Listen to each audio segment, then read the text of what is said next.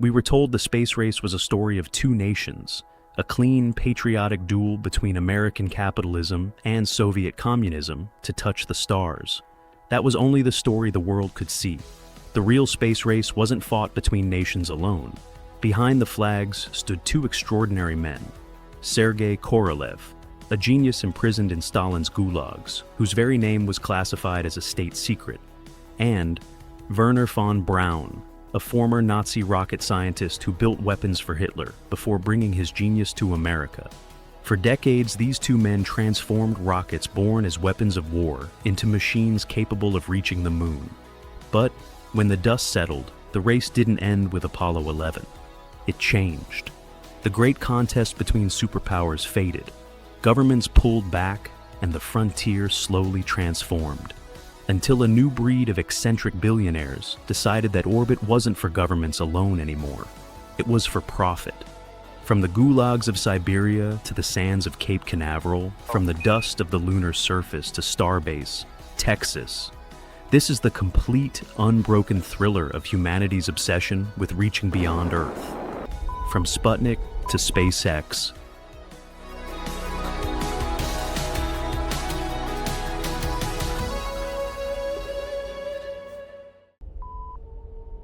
Eight years before Sputnik transformed the Cold War, another rocket had already changed history.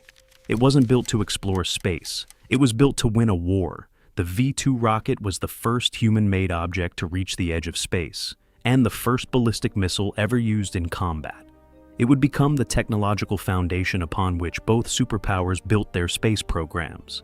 It was the weapon that defied warning. For the citizens of London, the V-2 was not an aircraft. It was a bolt of lightning from the heavens. Traveling faster than the speed of sound, there was no engine whine to give warning, and no air raid siren fast enough to alert civilians. The rocket simply arrived, a silent, supersonic death. The V-2 was born on a remote stretch of Germany's Baltic coast at the secret Peenemünde Research Center. By 1944, as the Third Reich began its inevitable collapse, these missiles became Hitler's final, desperate gamble. A fleet of vengeance weapons, designed to shatter British resolve and stall the Allied advance through sheer, terrifying innovation.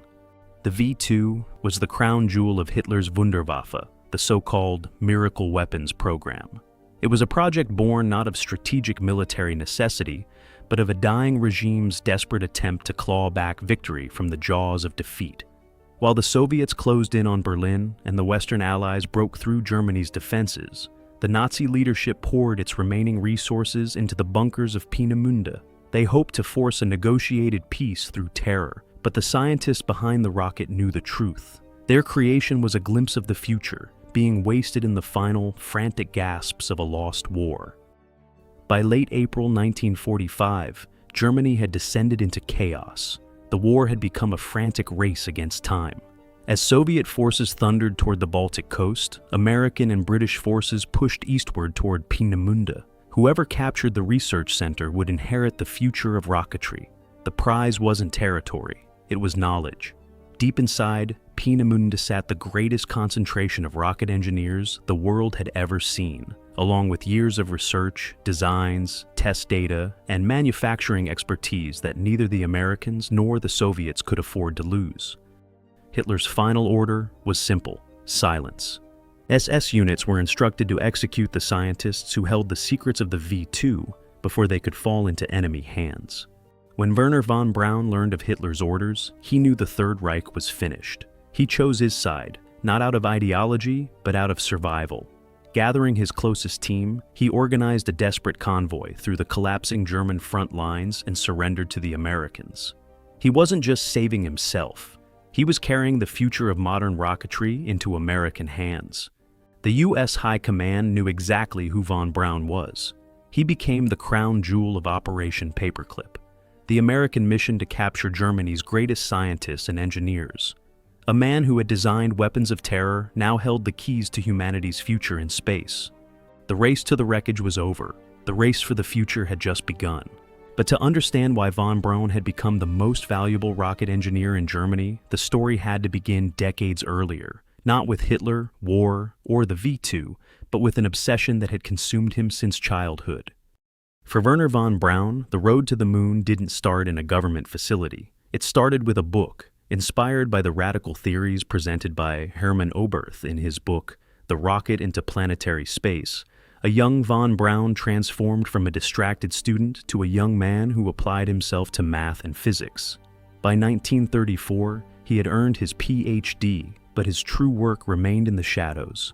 His actual thesis, construction, theoretical, and experimental solution to the problem of the liquid propellant rocket, was so advanced and so potentially dangerous that the German army classified it for decades. The work was not seen as a scientist pursuing exploration. The army saw it as a man building the future of long-range warfare. Von Braun invented the discipline of measuring rockets. He pioneered a modern rocket firing stand, developing innovative sensors to map the volatile, high-pressure environment of the combustion chamber. He obsessed over the fluid dynamics of ethanol, testing how it mixed with liquid oxygen to produce a stable, sustained, and steerable thrust.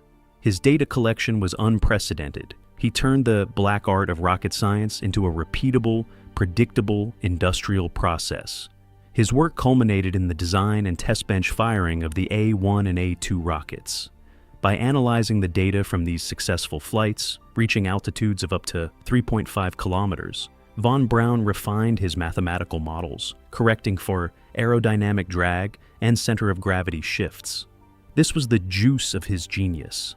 The realization that the A-series wasn't a static machine, but an evolving mathematical sequence. These early A-series designs were the primordial cells of the space age.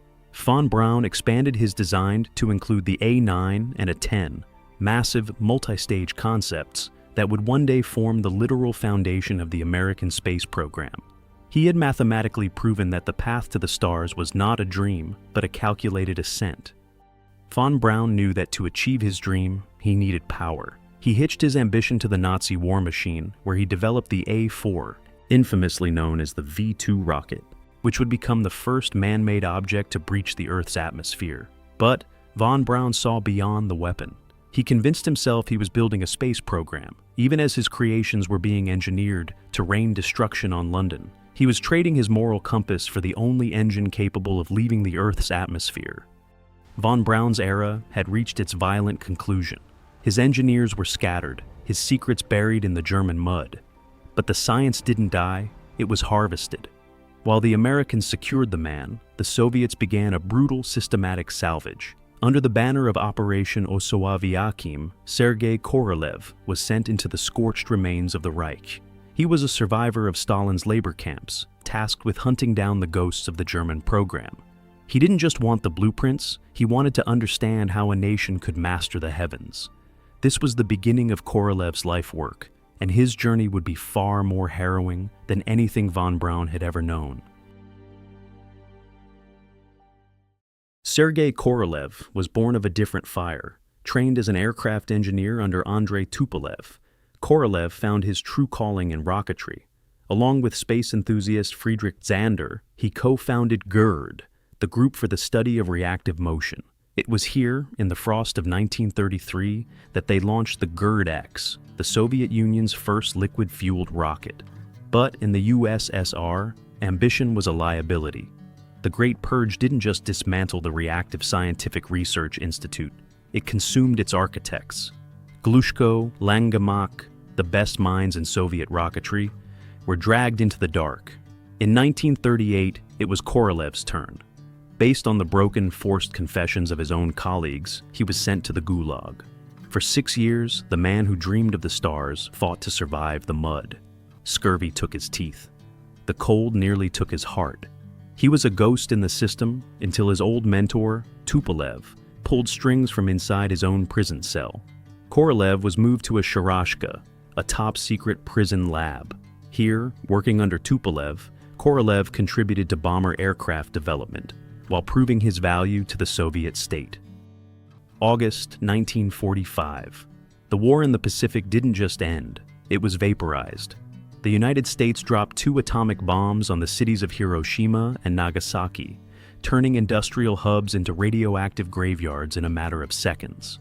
Within days, Japan surrendered, but the shockwave didn't stop in Tokyo.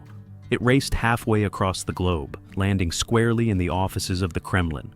When Stalin heard of the atomic weapon, he became obsessed. Klaus Fuchs, a brilliant theoretical physicist working within the Manhattan Project, was secretly funneling the crown jewels of atomic research directly to Moscow. Stalin's orders were chillingly precise. He did not just want to replicate the American bomb. He demanded a delivery system that could carry that horror to the very doorstep of the American homeland. The Soviet nuclear project became the single most urgent mandate. Sergei Korolev became the engineer tasked with transforming captured German rocketry into Stalin's delivery system for the ultimate weapon. By 1945, Korolev, the prisoner, had become a colonel, tasked with hunting the remnants of von Braun's rocket in the Peenemünde Army Research Center. He knew the prize wasn't just the metallic remnants, it was the math, the combustion data, the guidance systems, the hundreds of thousands of engineering man-hours hidden inside a weapon that had once terrorized London. Operation Osoavi Achim. In a single night in October 1946, the Soviets forcibly relocated a brain trust of over 2,000 German rocketry scientists to the USSR. The scientists were loaded onto trains, heading east into the unknown. While Wernher von Braun chose to surrender to the Americans, some of his closest colleagues decided otherwise, most notably Helmut Grottrup. As the lead guidance systems engineer, he was arguably the most important V-2 engineer after von Braun. Grottrup was tethered by the reality of his family. He viewed the American offer with profound skepticism, fearing he would become a political pawn in a foreign land.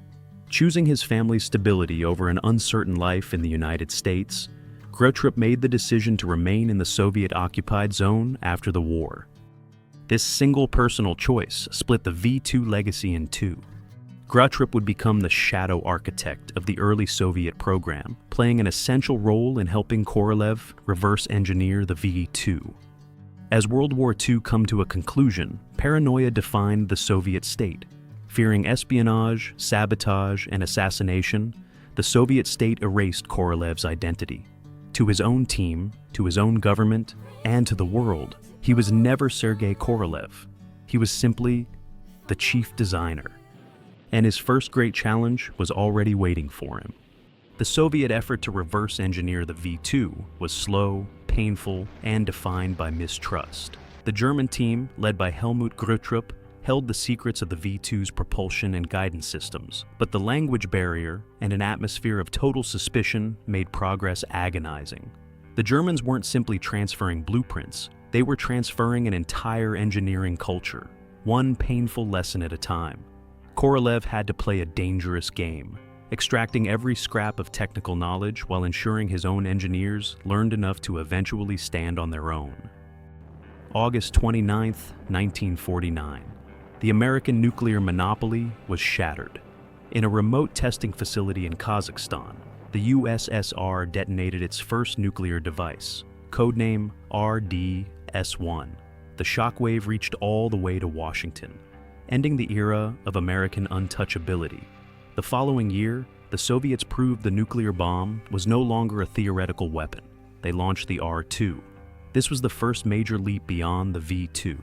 Its range was double that of its German predecessor, stretching to 600 kilometers, and it featured a revolutionary separated warhead, allowing the payload to re-enter the atmosphere independently of the rocket body. It was a clear, lethal signal. The Soviets were no longer just reverse engineering the past. They were aggressively engineering the future of long-range destruction. Across the ocean, Wernher von Braun faced a different kind of pressure. The U.S. rocket program was bogged down in bureaucratic gridlock and public failure. Wernher von Braun realized he couldn't win on hardware alone. He had to win the imagination of the American people. He made a gamble that no military commander would dare. He went to Hollywood. Partnering with Walt Disney, von Braun bypassed the bureaucratic censors and took his vision for human spaceflight directly into the living rooms of millions. The Disney specials were a masterclass in soft power. With breathtaking animation and von Braun's infectious scientific optimism, he turned abstract engineering into a national dream. Overnight, the rocket went from being a terrifying instrument of war to a symbol of human destiny. it was a staggering success. The specials transformed public opinion and helped create a political climate increasingly receptive to investment in space exploration. Von Braun had successfully commodified the future, ensuring that when the time for the moon landing came, the American people wouldn't just be watching, they would be demanding it. Meanwhile, in Washington, the Eisenhower administration codified a terrifying new reality: massive retaliation. Championed by Secretary of State John Foster Dulles, this military doctrine threatened an overwhelming nuclear strike in response to any Soviet aggression. The United States relied on a ring of Allied air bases stretching across Europe and Asia, placing nuclear bombers within reach of the Soviet heartland. But as the Soviets struggled to perfect their long-range delivery systems, they were driven by a singular, desperate mandate: to close the gap before the Americans could strike first. Behind the grand speeches and the military doctrine, the space race was being won and lost in the test pits. It was a fight against the very laws of combustion. Two men emerged as the essential, if erratic, engines of their respective programs: Jack Parsons in America and Valentin Glushko in the Soviet Union. The path to the moon was paved with obsession. In the California desert, Jack Parsons was conducting experiments that looked less like science and more like a fever dream. Parsons was a brilliant self-taught chemist, but his mind was occupied by a terrifying duality. He was as consumed by Aleister Crowley's occultism as he was by rocketry. For Parsons, the boundary between the physical and the supernatural was thin. Away from the laboratory, Parsons immersed himself in elaborate occult rituals, invoking the god Pan and pursuing Aleister Crowley's vision of transcending ordinary human limits. To his colleagues, it was madness. To Parsons, it was the necessary invocation of forces that would allow humanity to break the shackles of Earth. But beneath the occult rituals lay a breakthrough that changed spaceflight forever. Parsons mastered the creation of castable composite solid propellant. Unlike the mechanically complex and difficult-to-handle liquid engines of the era, Parsons' fuel was stable, reliable, and, most crucially, could be stored for months inside its casing. This became a crucial building block for heavy-lift rocketry. His solid fuel didn't require the complex pumps and plumbing of liquid engines. It provided the instant, high-thrust kick needed for first-stage boosters. Parsons' dangerous, unconventional chemistry enabled the enormous lift required to leave Earth. Parsons was the American enabler, but he was also a liability the government would eventually cast aside. Across the globe, Glushko was his Soviet mirror, a cold, calculating engineer whose mastery of liquid propulsion became the backbone of Korolev's program.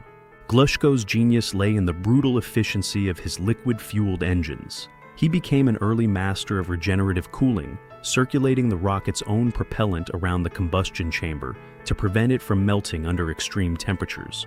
His work on high-pressure turbopumps, the heart of every liquid rocket engine, allowed enormous quantities of propellant to reach the combustion chamber without relying on impractically heavy pressure-fed systems. Glushko led the development of the engines that powered the Soviet space program. Yet his bitter rivalry with the chief designer, fueled by years of personal bitterness and irreconcilable engineering philosophies, threatened to tear the Soviet program apart from within.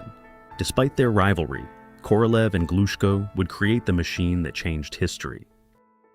By the mid-1950s, Sergei Korolev understood a simple truth: rockets built for peace would never be funded. Rockets built for war would. He sold the R-7 not as a path to the stars, but as the ultimate weapon, an intercontinental ballistic missile capable of delivering a multi-megaton nuclear warhead across continents. The military believed it was buying a deterrent. Korolev knew he was secretly building humanity's first bridge to space. That bridge was unlike anything ever attempted. The R-7 was the largest and most mechanically ambitious rocket yet constructed. A central core was surrounded by 4 strap-on boosters, all 5 engines igniting together at launch. Every valve, every turbopump, and every separation charge had to perform with near-perfect synchronization. A single mistimed event could tear the entire vehicle apart before it ever reached orbit. The Soviet Union wasn't simply building a bigger rocket. It was attempting to orchestrate the most complex machine humanity had ever assembled. As the R-7 approached flight readiness, Korolev realized he faced a different problem. The Americans were preparing to launch an advanced scientific satellite during the International Geophysical Year. Matching their payload would take time he didn't have. So, Korolev made one of the most brilliant engineering decisions of the space race. He removed almost everything. No elaborate scientific instruments, no sophisticated experiments, only a polished aluminum sphere containing a radio transmitter, batteries, thermal control systems, and a simple radio beacon. If he could not build the smartest satellite, he would build the first. On October 4th, 1957, that decision changed history. Sputnik 1 reached orbit. Its steady beep was heard around the world. To the public, it was merely a radio signal. To military planners in Washington, it was proof that the Soviet Union now possessed a rocket powerful enough to deliver a nuclear weapon almost anywhere on Earth. The implications were terrifying. The doctrine of massive retaliation suddenly looked far less certain. America was no longer beyond reach. 1 month later, Korolev pressed the advantage. Sputnik 2 carried Laika into orbit, the first living creature to circle the Earth. It was an extraordinary engineering achievement and a profound ethical tragedy. The spacecraft was never designed to return. Laika died only hours after launch when overheating and stress overwhelmed the capsule. Meanwhile, America's answer was unraveling before the world's eyes. The Vanguard rocket was intended to restore national confidence. Instead, it rose only a few feet above the launch pad before exploding live on television. The humiliation was immediate. The world watched as the nation that had invented the atomic bomb appeared incapable of placing a grapefruit-sized satellite into orbit. Yet, failure became the catalyst for reinvention. Explorer 1, launched just weeks later under Wernher von Braun's team, succeeded where Vanguard had failed. Unlike Sputnik's deliberately simple design, Explorer 1 carried sophisticated scientific instruments built by James Van Allen. Its discovery of the intense radiation belts surrounding Earth transformed the mission from a political response into a genuine scientific breakthrough. The race was no longer about placing machines into orbit. It was about placing people there. Both superpowers turned to biology. Dogs, monkeys, mice. Each launch answered a single question. Could life survive the violence of spaceflight? Many of those pioneers never returned. They died in explosions, parachute failures, and the unforgiving environment beyond the atmosphere. Their sacrifice quietly solved the biological problems that rockets alone never could. By the end of the decade, the engineering challenge was no longer reaching space. It was bringing a human home alive. The shock of Sputnik forced America to stop reacting and start institutionalizing. In July 1958, President Eisenhower signed the National Aeronautics and Space Act, creating NASA. It was a decisive pivot, a civilian agency that openly pursued exploration while quietly serving America's strategic competition with the Soviet Union. For Wernher von Braun, however, this new era brought an unexpected paradox. At last, he had the resources he had dreamed of, but he was constrained by a culture that demanded proof before prestige. He was building a masterpiece, but he was losing the race to a gambler who was willing to bet everything on the next launch. For the United States, 1959 became a year of bitter seconds. The Soviets launched Luna 2, the first human-made object to strike the moon. Then came Luna 3, returning the first photographs of the moon's far side, a landscape no human eye had ever witnessed. Every Soviet triumph was another reminder that, despite America's industrial might, it remained one step behind a man who had survived the Gulag. The race had become a contest between two engineering philosophies. Von Braun was the cautious architect. He believed every system should be proven before a human life depended upon it. In January 1961, he insisted on flying Ham the chimpanzee before Alan Shepard, accepting that America might lose the title of first human in space if it meant protecting his astronaut. He was building a staircase to the stars that would endure. Korolev, meanwhile, was the desperate gambler. He accepted narrower engineering margins, not because he lacked technical ability, but because he understood the brutal arithmetic of the Cold War. As former Soviet engineer Boris Chertok later reflected, they lived by daring, not recklessness. Every kilogram removed, every test skipped, every deadline shortened increased the risk, but it also increased the chance of victory. Within the Soviet design bureaus, another conflict was unfolding. Korolev and Mikhail Yangel clashed over the future of Soviet rocketry. Korolev championed cryogenic propellants, such as liquid oxygen, believing they offered the greatest long-term performance for spaceflight. Yangel argued for storable hypergolic propellants that could remain fueled inside a missile for months, ready to launch at a moment's notice. It was a debate between performance and readiness, space exploration or military practicality. Then came catastrophe. On October 24, 1960, during preparations for Yangel's R-16 missile, pressure to meet an impossible political deadline overrode basic safety procedures. A premature engine ignition triggered an inferno on the launch pad. More than 100 engineers, technicians, and military personnel were killed. The Soviet Union erased the disaster from history. Officially, it had never happened. Unofficially, it became one of the deadliest accidents in the history of rocketry. Korolev himself escaped only because he had stepped away moments earlier. The lesson was unmistakable. In the race to conquer space, engineering shortcuts could become death sentences. By early 1961, the pressure had reached its breaking point. Von Braun demanded one final unmanned Mercury Redstone test before allowing Alan Shepard to fly. The mission, Mercury Redstone B-D, launched successfully on March 24, 1961. The decision delayed America's first human spaceflight. It also made it safer. Across the Iron Curtain, Korolev recognized the opportunity immediately. He chose Yuri Gagarin, young, calm under pressure, small enough to fit comfortably inside the cramped Vostok capsule. April 12, 1961. With a single historic shout of "Poyakali, let's go," Gagarin shattered the final frontier. He became the first human to look down at the Earth from the void. In an instant, the Soviet Union transformed in the eyes of the world from a closed, mysterious empire into the undisputed technological juggernaut of the century. Across the globe, Gagarin was heralded not just as a pilot, but as the pioneer of a new, socialist future for all of humanity. Korolev had achieved total victory, casting his nation as the inevitable architects of the next stage of human civilization. The Soviet era reached its mark. The race appeared won. But as the world celebrated the first man in space, the architect of the American future turned back to his drafting board. The race to orbit was over. The race to the moon had only just begun.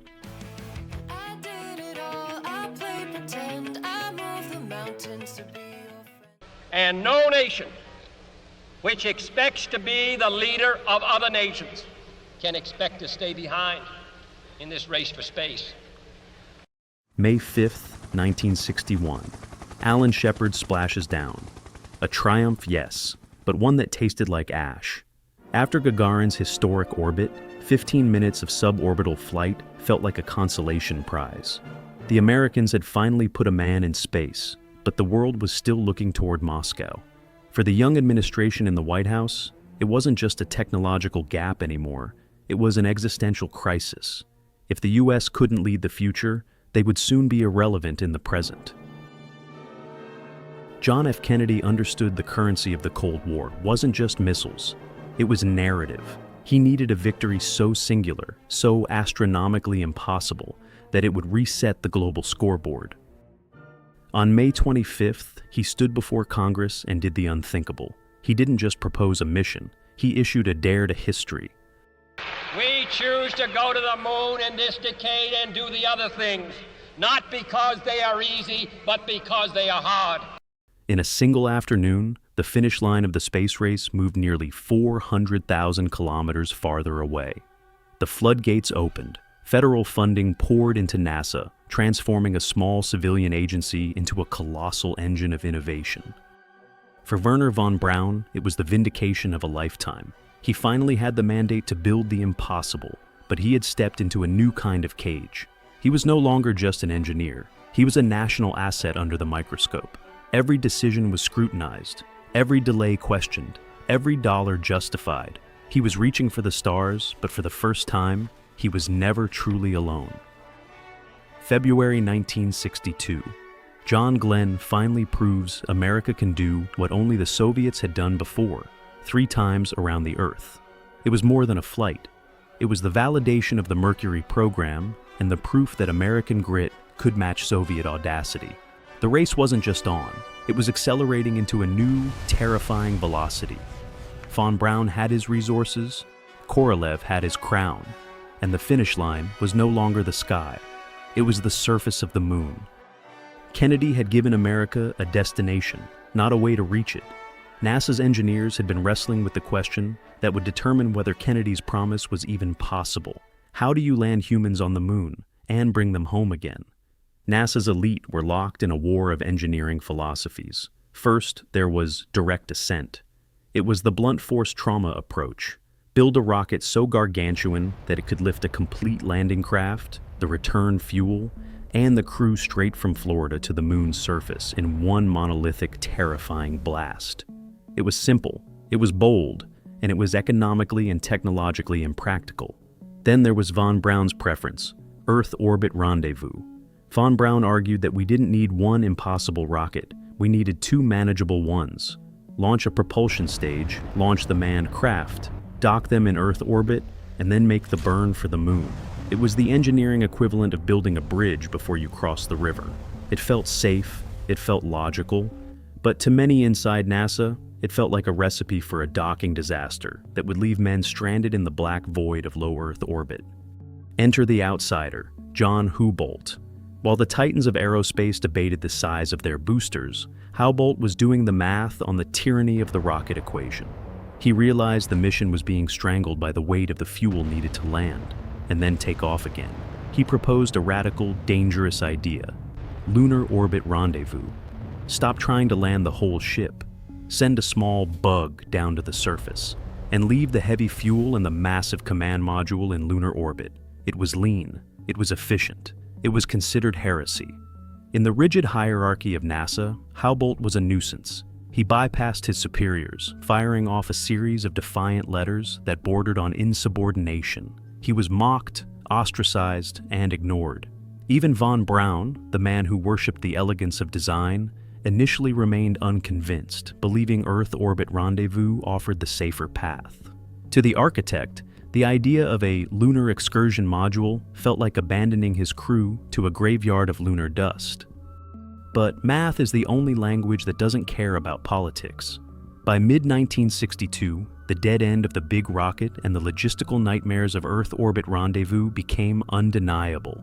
When the data finally collided with reality, the room fell silent.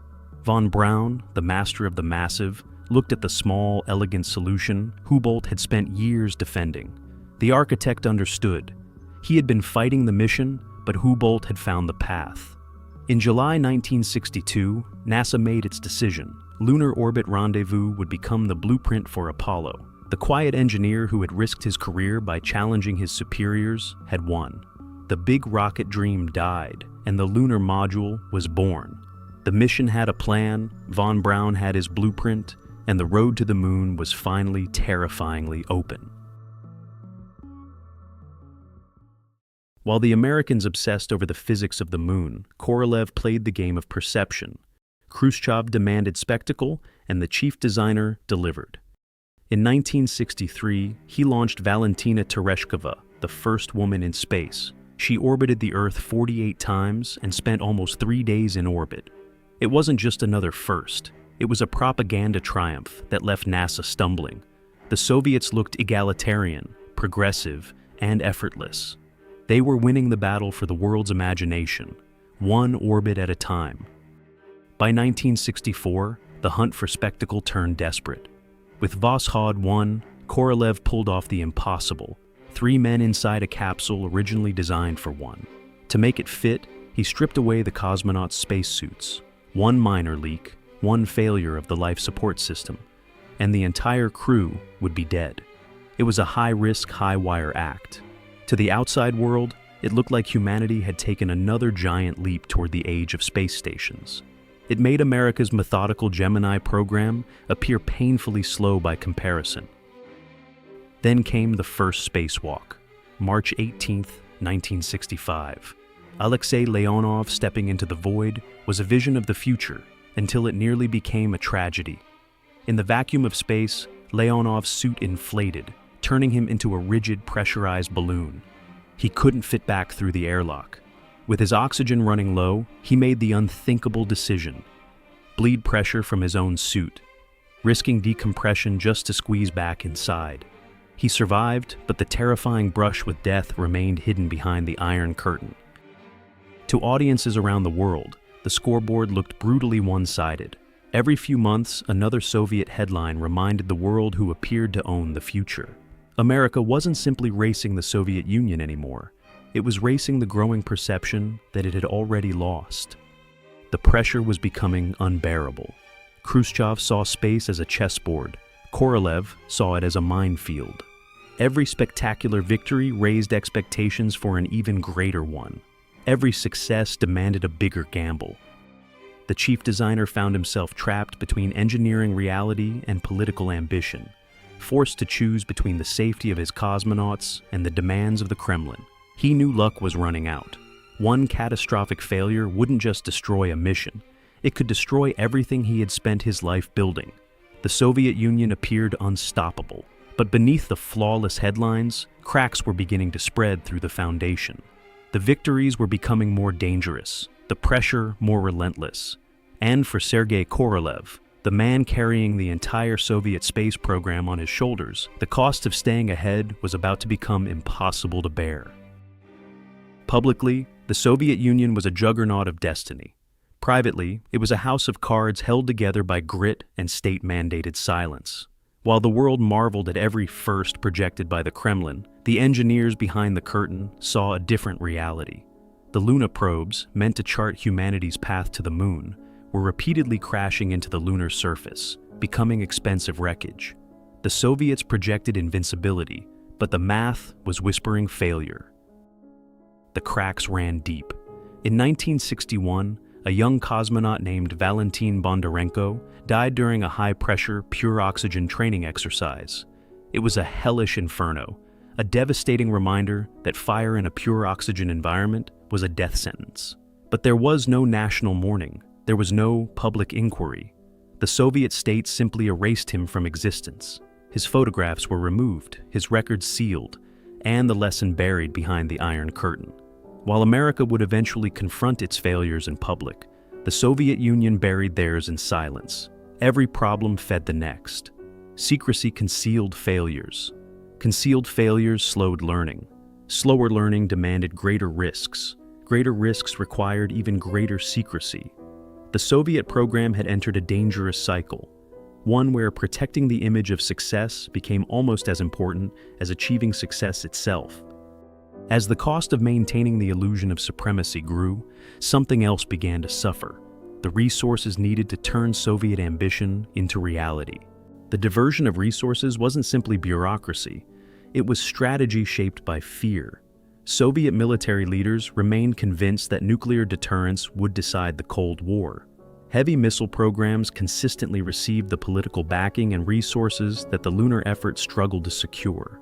The N-1, the Soviet Union's only realistic path to landing cosmonauts on the moon, was forced to compete for funding, talent, and political attention. Every delay widened the gap with Apollo. The mission was further crippled by a venomous feud between Sergei Korolev and Valentin Glushko. It was a technical deadlock that mirrored their clashing personalities. Korolev wanted powerful liquid oxygen and kerosene engines capable of lifting a lunar rocket. Glushko refused. He believed hypergolic propellants, fuels that ignited on contact and could be stored for long periods, offered the only practical future for large rockets. To Glushko, Korolev's approach was dangerously impractical. To Korolev, Glushko's engines would never deliver the performance needed to reach the moon. They could not agree, and the Soviet lunar program paid the price. Then came another blow. In October 1964, Nikita Khrushchev, the political patron who had championed spectacular space triumphs, was removed from power. His successor, Leonid Brezhnev, never embraced the lunar race with the same urgency.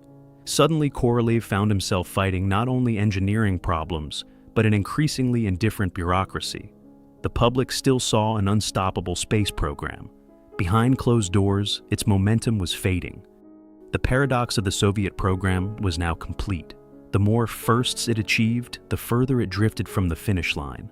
It possessed the appearance of unstoppable momentum, yet underneath, secrecy, political rivalry, divided priorities, and technical deadlock were slowly pulling it apart. The world still saw an empire racing toward the moon. Inside the Soviet program, the race had already begun to unravel. In January 1966, the heart of the Soviet space program stopped beating. Sergei Korolev died on the operating table. With him, the Soviet Union lost the only leader capable of uniting its rival design bureaus behind a single lunar mission. To the world, he was a ghost. To the Kremlin, he was a strategic asset. But inside the Soviet space program, he was the indispensable architect who kept competing ambitions moving toward the same destination. A vacuum of leadership invites the vultures. Vasily Mishin, Korolev's loyal deputy, inherited an impossible throne.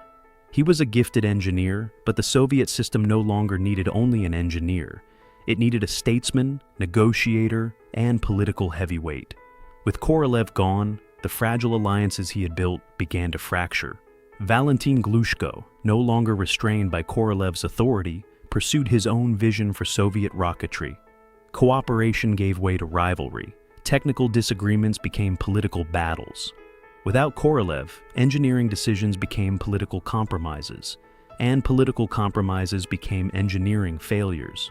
Nowhere was that more evident than in the N-1 moon rocket, the Soviet Union's only realistic path to landing cosmonauts on the lunar surface. It was an engineering masterpiece on paper, relying on 30 first-stage engines firing in perfect harmony. But extraordinary complexity demanded extraordinary leadership. Instead, the program lurched forward with divided authority, competing design bureaus, limited testing, and mounting political pressure.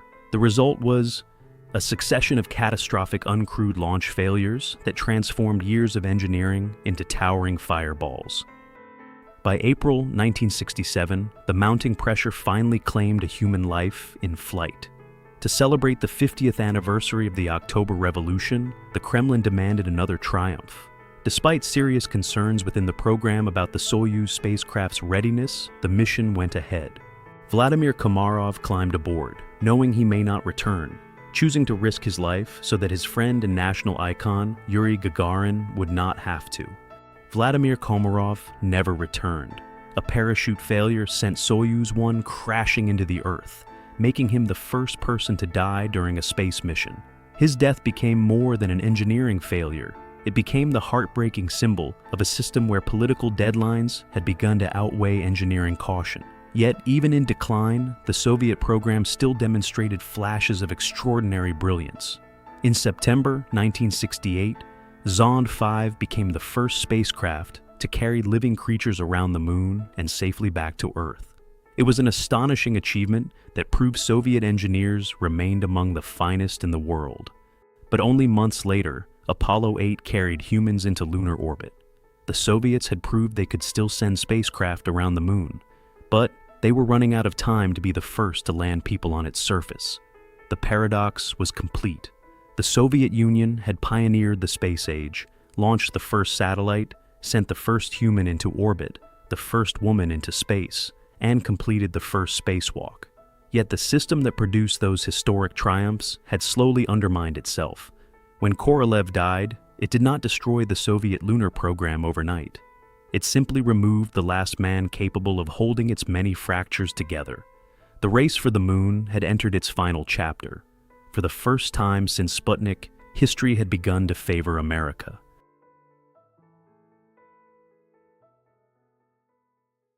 As the Soviets accelerated into their desperate speed era, NASA took a quieter, more tectonic turn. Project Mercury was the conservative foundation, but Project Gemini was the secret victory.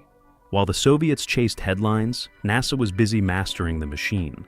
By the end of 1966, NASA had mastered rendezvous, docking, orbital maneuvering, and extended spaceflight. The essential skills for reaching the moon. From James Webb's headquarters to von Braun's Marshall Space Flight Center, A new philosophy took hold. If a system couldn't be trusted on the ground, it had no place in space.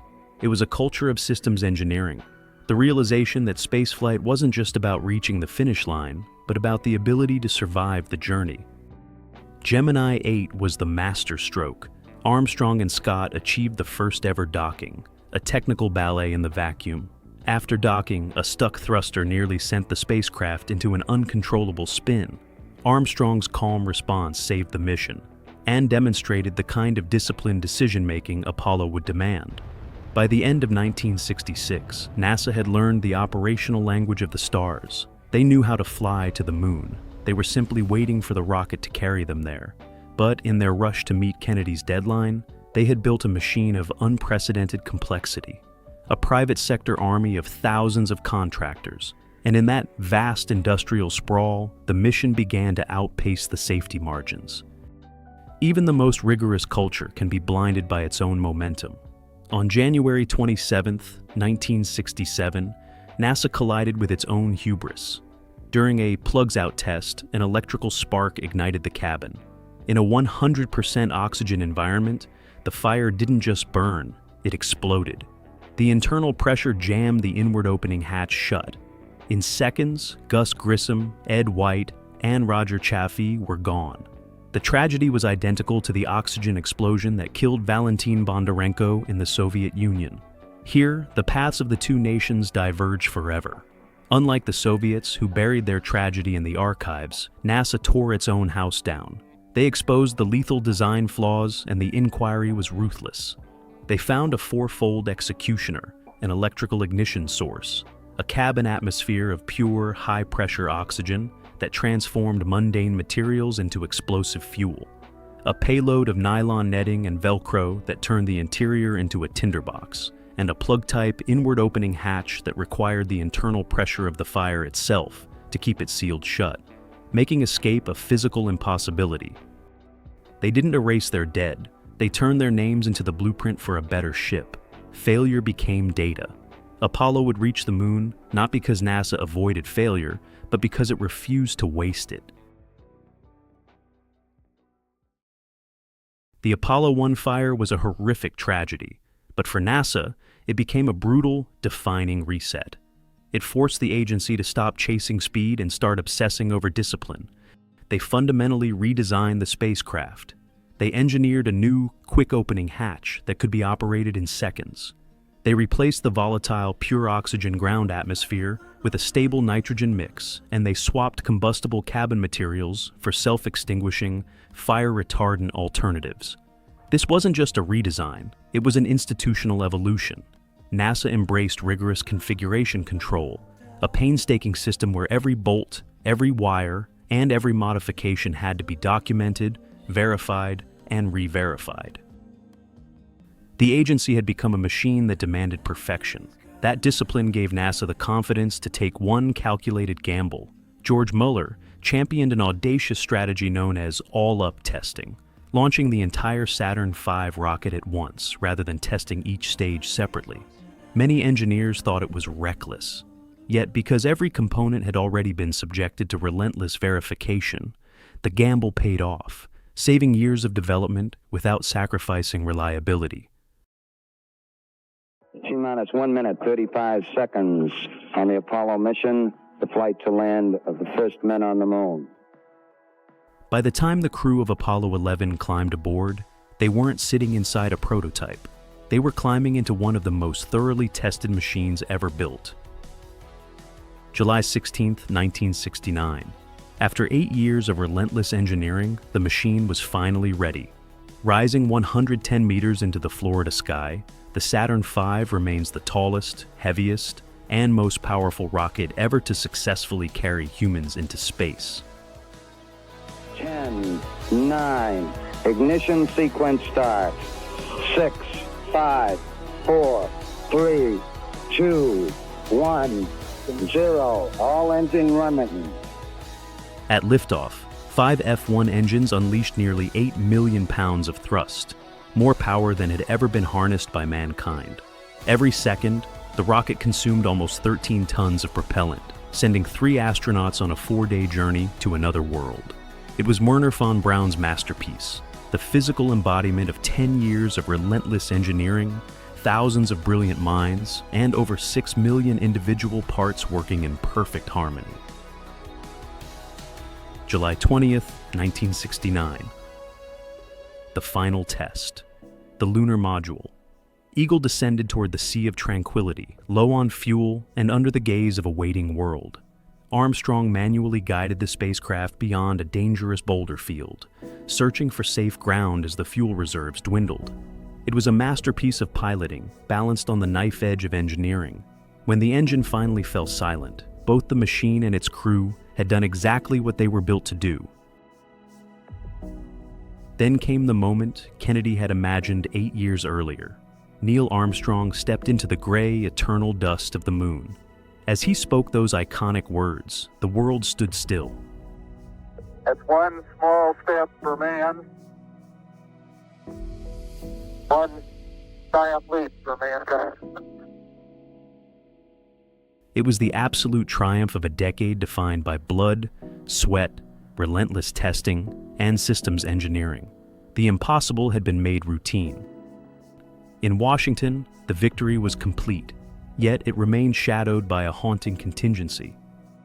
President Richard Nixon had a speech waiting in his desk, a eulogy prepared in case Armstrong and Aldrin became stranded on the lunar surface, forever beyond humanity's reach.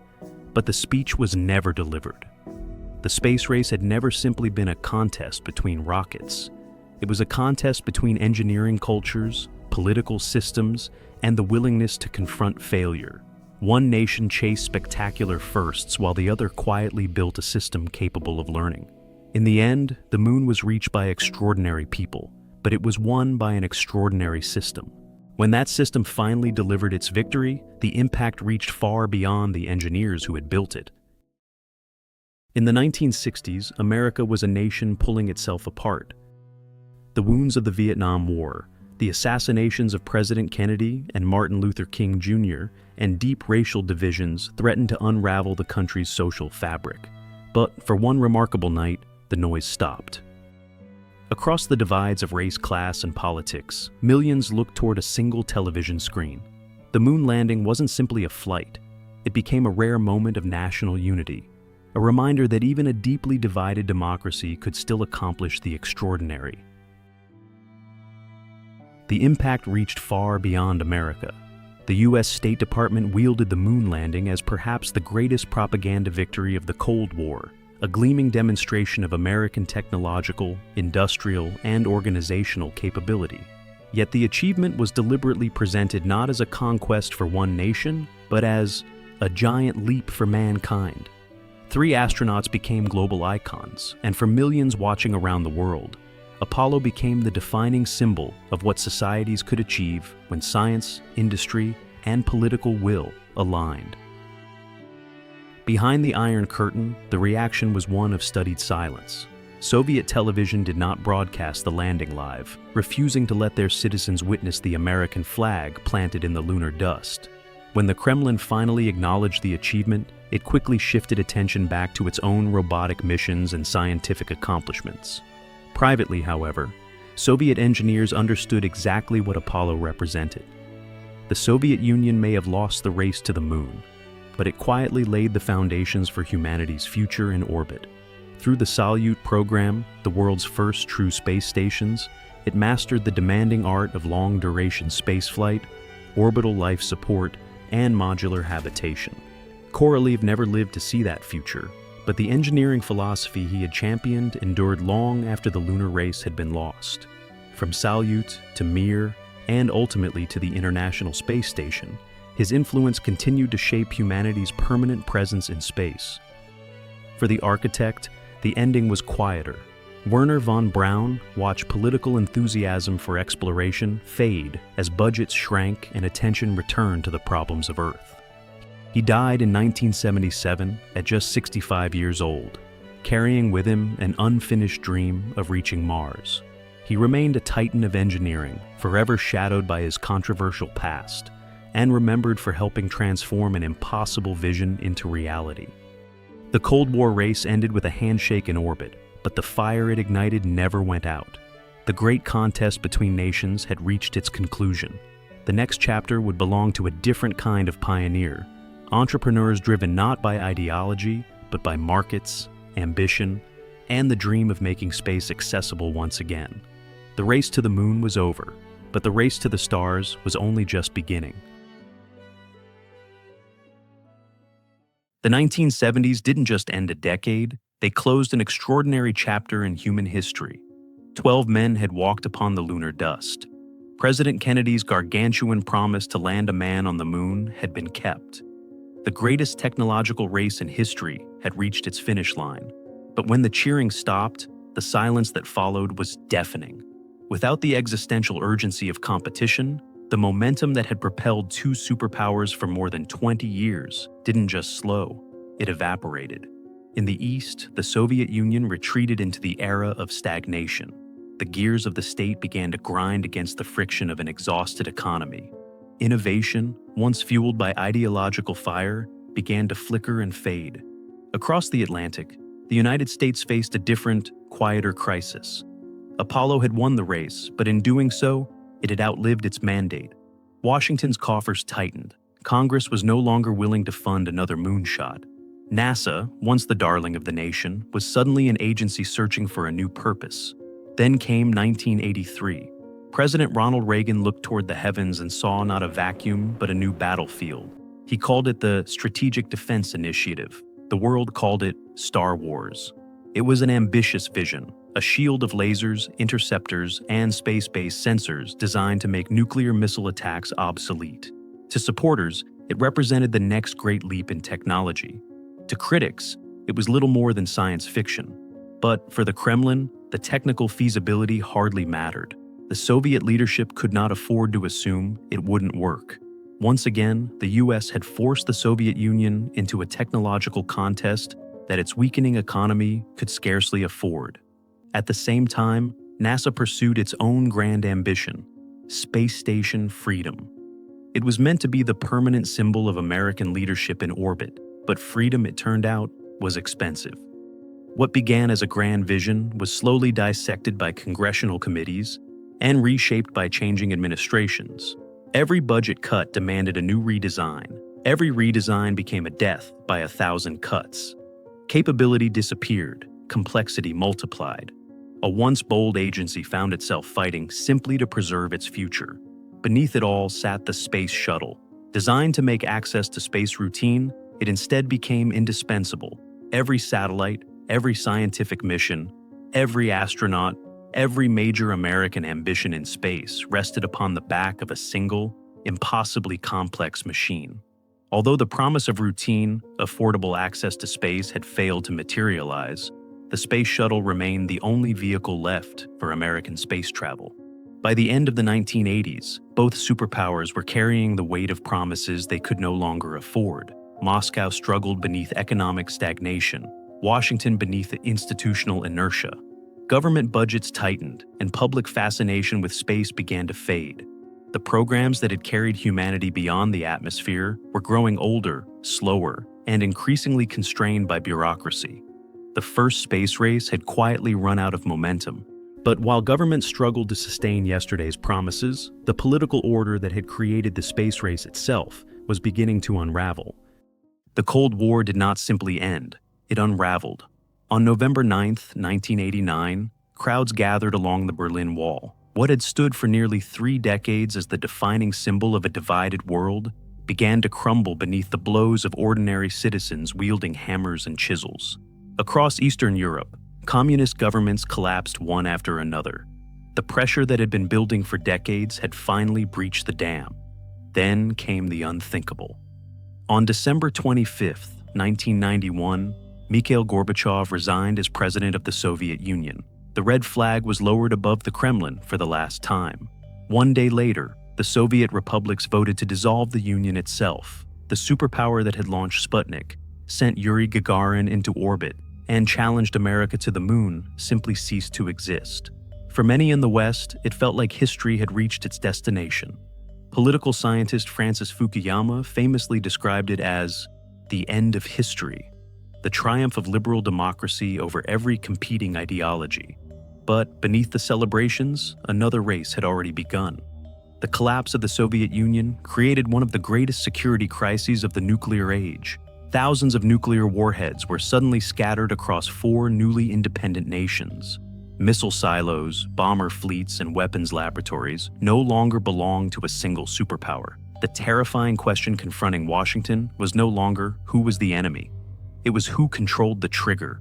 The United States responded with an unprecedented program of international cooperation. Through arms reduction agreements, the Nunn-Lugar Cooperative Threat Reduction Program, and billions of dollars in assistance, thousands of nuclear weapons were dismantled or transferred back to the Russian Federation. What had once been the world's largest military machine was carefully disassembled before it could fragment into dozens of smaller threats. Yet, the weapons were only half the problem. The real strategic asset was the people who knew how to build them. Thousands of Soviet engineers, physicists, and rocket scientists suddenly found themselves without salaries, without funding, and, in many cases, without a country capable of supporting their life's work. These were the men and women who had designed the R-7, launched Sputnik, and pioneered human spaceflight. For 40 years, they had been among the most valuable engineers on Earth. Overnight, they became unemployed.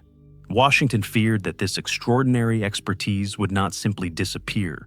It could be purchased by hostile governments seeking ballistic missiles, by emerging nuclear powers, or by anyone willing to pay. Preventing a brain drain became a matter of national security. The solution was as much diplomatic as it was scientific. NASA and the newly formed Russian Space Agency began an unprecedented partnership. Shuttle missions docked with the aging Mir space station, former rivals trained side by side, and the International Space Station emerged as a shared endeavor that gave Russian aerospace engineers meaningful work while anchoring their expertise within peaceful international cooperation. The station orbiting above the Earth became more than a laboratory. It became one of the final bridges between two worlds. As governments worked to preserve the achievements of the old space age, another revolution was quietly gathering momentum. In laboratories around the world, a new invention was escaping into the public: the internet. By the early 1990s, it was connecting universities, businesses, and eventually millions of homes. A generation of young software engineers began building companies unlike anything the world had seen before.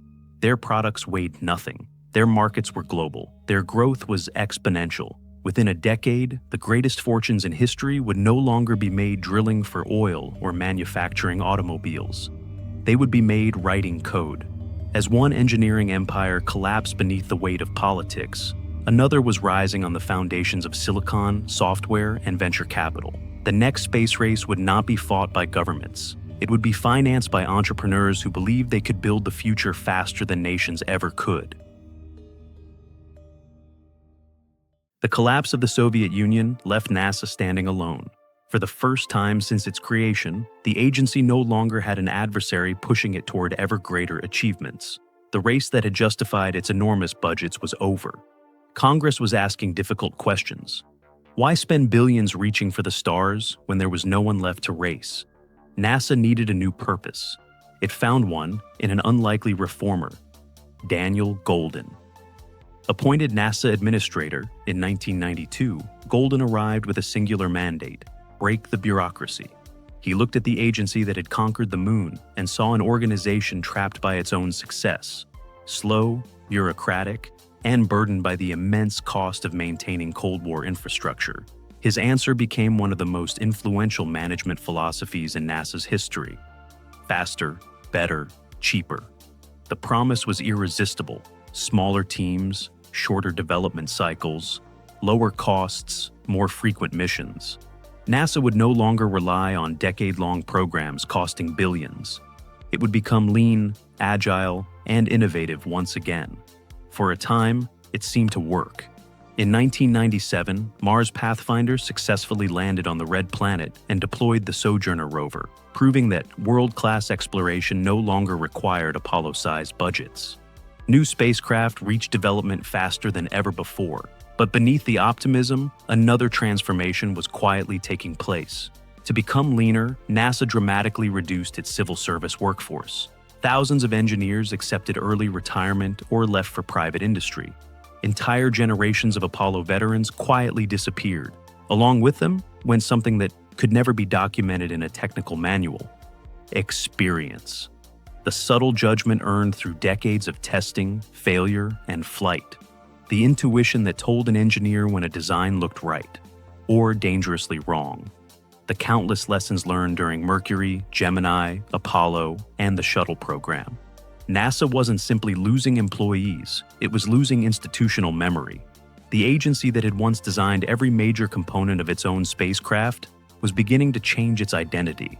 Rather than acting as the nation's master builder, NASA increasingly saw its future as a customer, purchasing launch services and hardware from private contractors while focusing on exploration itself. The Space Shuttle remained the last great machine of the old era.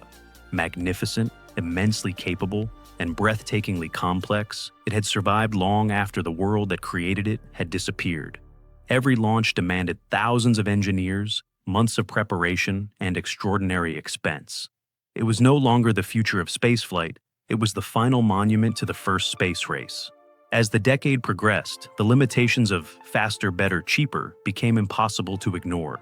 In 1999, the Mars Climate Orbiter was lost, because one engineering team worked in imperial units while another worked in metric. Months later, the Mars Polar Lander vanished during its descent. What had promised to be faster, better, cheaper increasingly looked like faster, riskier, and lost. Critics argued that NASA had mistaken efficiency for capability, that in its determination to become smaller, it had also become more fragile. The old system had been dismantled. The replacement had yet to prove itself. For the first time in decades, the future of American spaceflight seemed uncertain. Yet while NASA was reinventing itself, a digital revolution was reaching new heights in Northern California. Throughout the 1990s, venture capital poured into tiny software companies.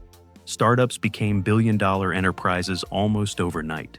A new generation of entrepreneurs discovered that information could be scaled faster than factories and sold around the globe, with little more than computers and ambition.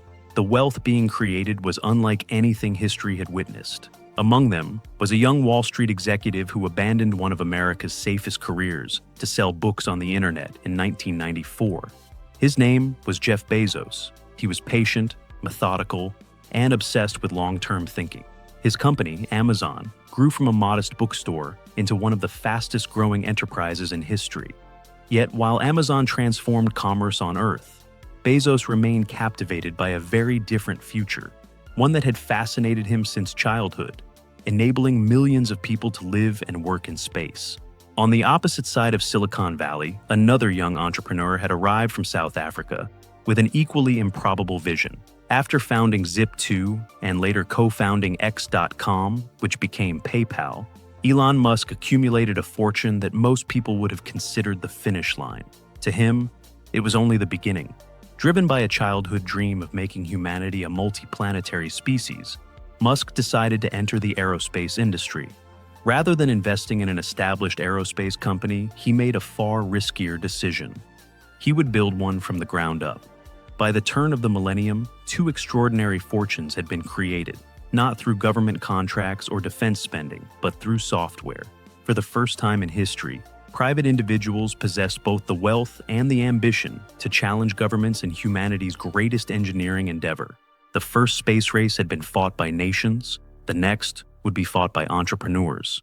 It began with two men asking the same question: how do we reduce the cost of reaching space enough to make humanity a spacefaring civilization?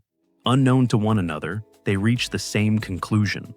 The greatest barrier to settling space wasn't distance, it was cost. The first to act was Jeff Bezos. He didn't try to conquer retail overnight. He started with books, then music, then electronics, then almost everything else. Each success funded the next. Each expansion was deliberate. Year after year, Amazon steadily grew from an obscure startup into one of the most valuable companies in history. By the end of the decade, Bezos had accumulated something few private individuals had ever possessed: enough wealth to pursue the dream that had captivated him since childhood. In September 2000, he quietly founded Blue Origin. There were no grand announcements, no spectacular demonstrations. Just a small team, working largely in secrecy. taking the first steps toward a future Bezos believed would eventually place millions of people in space. A year later, another entrepreneur arrived at the same destination by a very different road. Elon Musk had entered Silicon Valley at the height of the internet revolution.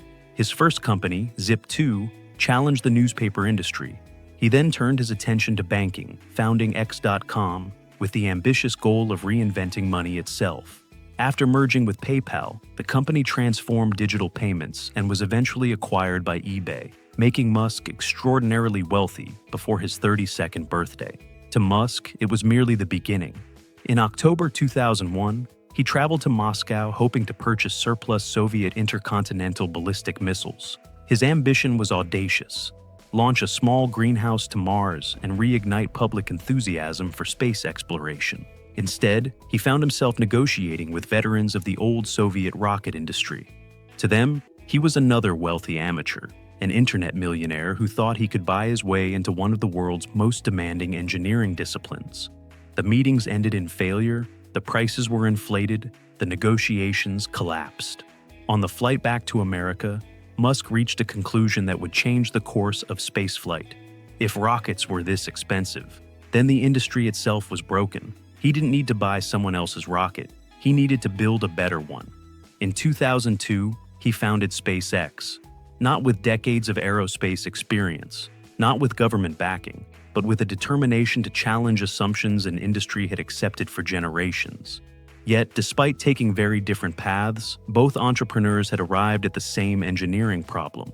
The first space race had taught humanity how to reach orbit, but it had never mastered the art of making spaceflight affordable. Then tragedy struck. On February 1st, 2003, the Space Shuttle Columbia broke apart during re-entry, claiming the lives of all 7 astronauts aboard. For NASA, the disaster became a moment of painful reflection. The investigation exposed not only technical failures, but organizational ones. Years of operating an aging and immensely complex system had created a culture increasingly burdened by risk. The shuttle remained an extraordinary engineering achievement, but it no longer represented a sustainable future for human spaceflight. In the aftermath, President George W. Bush announced a new vision. The Space Shuttle would complete construction of the International Space Station before being retired. America would once again set its sights beyond low Earth orbit, returning to the Moon and eventually journeying onward to Mars. The ambition had returned, the capability had not. But there was one crucial difference. NASA would no longer own and operate every spacecraft carrying American astronauts into orbit. Instead, it would increasingly purchase transportation services from private industry. The modern space race had found its protagonists.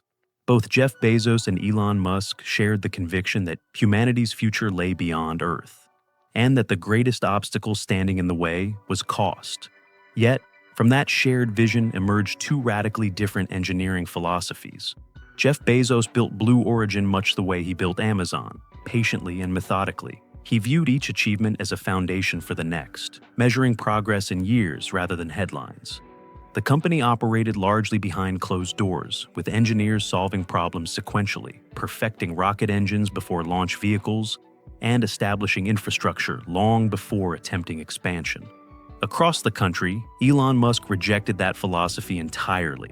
He believed rockets were expensive, not because physics demanded it, but because the industry had simply accepted it. Instead of building foundations before flying hardware, SpaceX intended to learn by flying, fast, often, and publicly.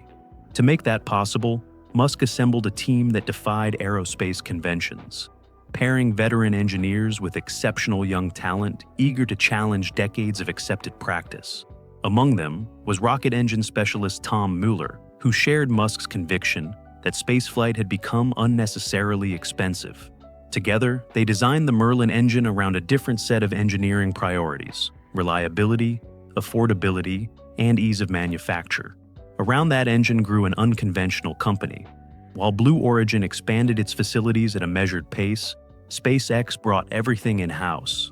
They built their own avionics, their own flight computers, their own structures, and their own engines. Many of the machines used to manufacture the rockets were designed and built in-house. Vertical integration was not merely a corporate strategy. It was a matter of survival, as traditional aerospace suppliers proved far too expensive for a startup with limited cash and no guaranteed customers. The contrast between the two companies became impossible to ignore. Blue Origin believed careful engineering prevented failure, while SpaceX believed that failure was an essential part of the engineering process. While Musk challenged the laws of physics, Gwynne Shotwell, the company's VP of Business Development, tackled the equally unforgiving laws of business. By securing customers, winning contracts, and building lasting relationships, she gave SpaceX the credibility it desperately needed, while the engineers pushed relentlessly toward the launch pad. Engineering and business advanced in lockstep. One built the rockets, and the other kept the company alive long enough to fly them. Then came the real test. On March 24, 2006, the Falcon 1 lifted from Amalek Island for the first time. For the young team, it was a moment of pure adrenaline until, minutes later, the vehicle disintegrated. The dream didn't die, but the budget took a devastating hit. The engineers went back to the drawing board, stripping the rocket down to its atoms to find the flaw. A year later, they were back on the pad. The team was older, the stakes were higher, and the pressure was suffocating. Again, the Falcon 1 climbed into the sky, and again, it failed. It was a secondary catastrophe that nearly broke the company's spirit. They rebuilt it a third time, working through the exhaustion and the mounting financial strain. When the third launch finally occurred, the world watched as the rocket cleared the tower, only to suffer a fatal malfunction during stage separation. Another explosion, another fireball in the Pacific. Outside the company, critics declared the experiment finished. To many observers, SpaceX had become little more than an expensive hobby for a wealthy internet entrepreneur. But inside the factory, the mood was different. Every crash had exposed something no computer simulation could predict. Hidden interactions in fuel slosh, stage separation dynamics, and structural resonance that only appeared under the brutal conditions of real flight. Each failure wasn't just a loss, it was data. Each weakness was redesigned, retested, and folded directly into the next vehicle. Meanwhile, Blue Origin continued advancing quietly, testing engines and refining technologies while resisting the pressure to accelerate before the fundamentals were fully understood. Bezos pursued certainty. Musk pursued learning. By 2008, however, engineering alone could no longer save SpaceX. Musk had invested almost everything he earned from PayPal.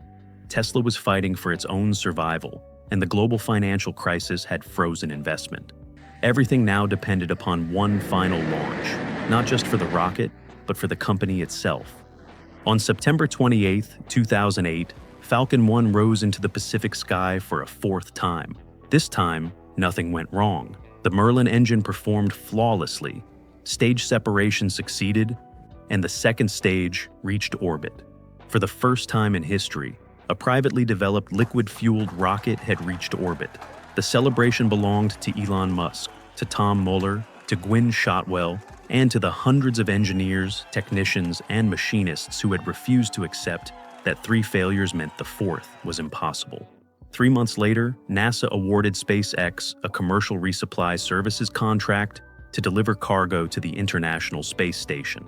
The agency that had once owned and operated every American spacecraft was now placing part of its future in the hands of a company barely 6 years old. The handover was no longer theoretical. It had begun. 2 companies, 2 engineering philosophies, 1 destination.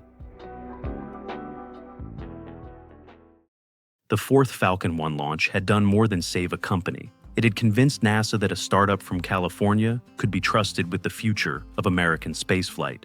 The next challenge, however, was far greater, replacing the Space Shuttle. For 3 decades, the shuttle had been the defining symbol of American spaceflight. After the Columbia disaster, NASA reached a difficult conclusion. The shuttle had no successor. Yet, the program could not continue indefinitely. On July 21, 2011, Atlantis touched down at the Kennedy Space Center for the final time. The wheels stopped, the engines fell silent, and with them, 30 years of the Space Shuttle program came to an end. It was more than the retirement of a spacecraft. It marked the absolute end of an era. For the first time in half a century, the United States no longer possessed the ability to launch its own astronauts into orbit. It was one of the great ironies of modern history. The United States had won the space race, yet it had lost the ability to launch a man into space. The nation that once planted its flag on the moon now found itself purchasing seats aboard Russian Soyuz spacecraft just to reach the International Space Station. Every American astronaut launched from the Russian Federation served as a reminder that a strategic national capability had been surrendered before its replacement was ready. As relations between Washington and Moscow became increasingly strained, that dependence grew uncomfortable. Human access to space, once a symbol of American leadership, now relied upon the cooperation of a former rival. The question hanging over the aerospace community was impossible to ignore. How had the nation that won the space race become dependent upon the nation it had defeated? NASA's answer was not to rebuild the shuttle, nor to construct another government-owned system. Instead, it doubled down on a different philosophy. The agency would define the destination, while American industry would build the vehicles. Among the companies answering that call, one was beginning to pull away from the rest. SpaceX had shifted its attention from the Falcon 1 to a far more ambitious rocket, the Falcon 9.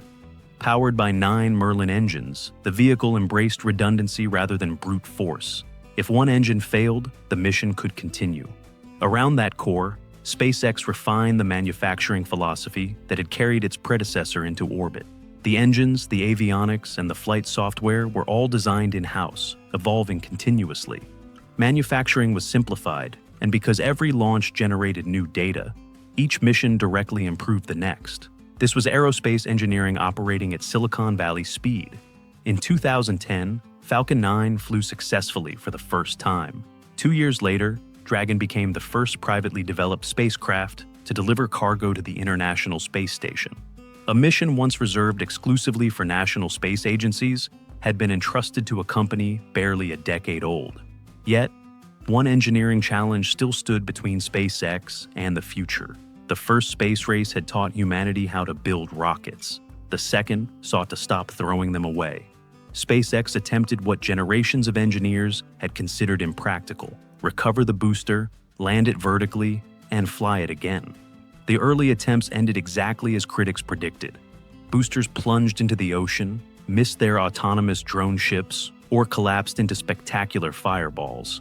But inside SpaceX, every explosion was treated as another engineering experiment, another flight, another data set, another lesson. On December 21, 2015, a Falcon 9 first stage returned from the edge of space, reignited its engines, and descended onto Landing Zone 1 at Cape Canaveral. It touched down upright, and in those few seconds, one of the oldest assumptions in aerospace history was overturned. Orbital-class rockets no longer had to be disposable.